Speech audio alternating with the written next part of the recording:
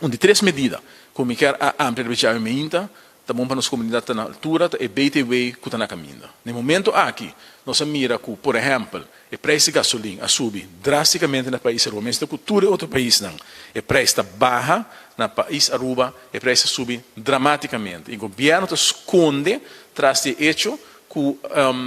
não, segundo a vista, não tem controle do preço internacional. Lógico, quando não tem controle do preço, segundo mim, nenhum de nós shake, não está comprando a mesma shake, mas não está shake, nem Evelyn, nem Xomara, e nem Ursel, pero no momento que outro país, essa den reino, logra de compensar uma parte do preço aqui para o povo, e também algo que mister por na país Aruba, e que não está assim, não está vai over na ganha o povo, não vê mais que tem, me tenho uma mulanda, me tenho uma carta para CFT, para punta CFT, sim, para quitar uma parte de accents, ou quitar uma parte de peso que é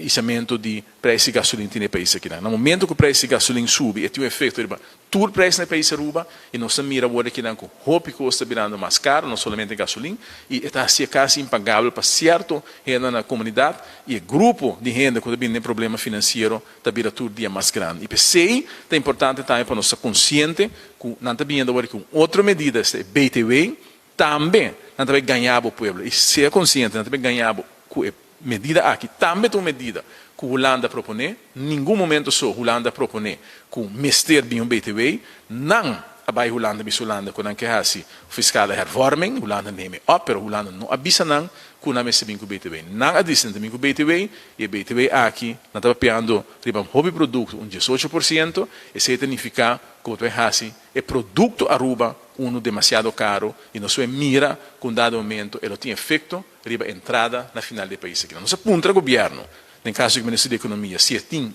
indicação que a consequência não está de benimento de BTW, ela diz no momento aqui, e não tem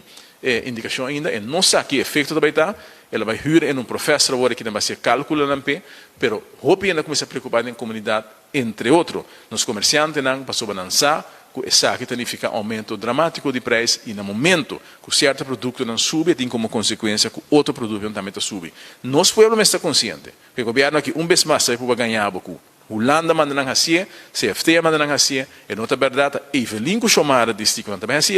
não que vem com BTW, e se o povo quer, para o país aqui, queda, caminha que está no momento que não, que o custo ainda pode pagar, o povo começa a ser consciente, que não vai parar contra a medida aqui.